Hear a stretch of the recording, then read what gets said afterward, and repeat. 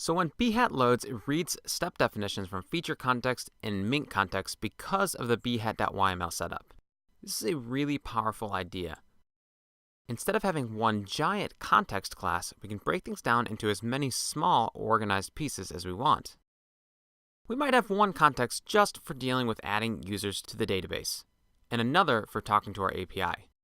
If you look at our feature context, we already have two very different ideas mixed together.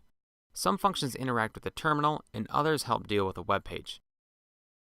This is begging to be split into two classes. Let's copy feature context and create a new file called command line process context. Update the class name and get rid of anything in here that doesn't help to do things with the command line.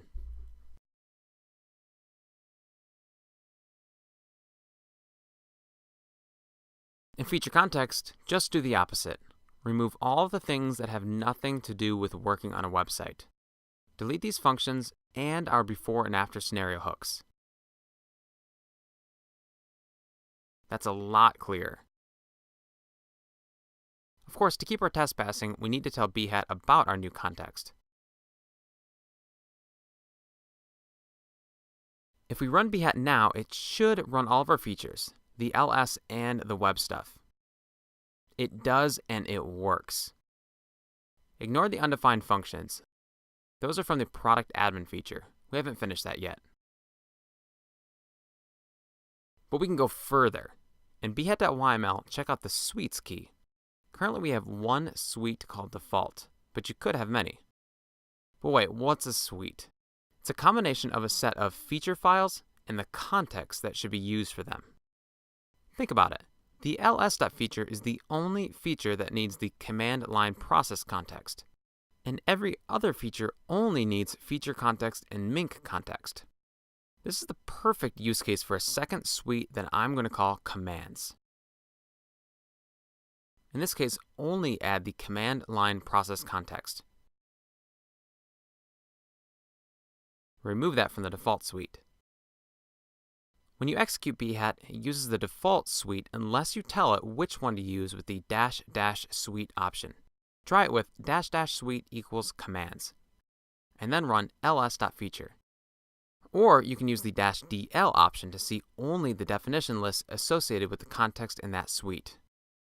Without -- suite, we see definitions for the default suite. And yes, we can go even further by telling each suite which features belong to them. Under the features directory, create two new directories called commands and web. Let's organize. Move ls.feature into commands and the other four features into web. Now add a paths key to the default suite and set it to %paths.base%/features/web. %paths.base% is a shortcut to the root of the project. For the command suite, do the same thing to point to commands. Now if you run the default suite, Behat knows to only execute the features in the web directory.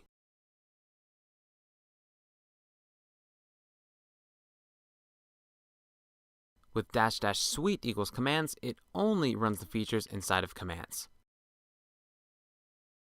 So if you have two very different things that are being tested, consider separating them into different suites entirely.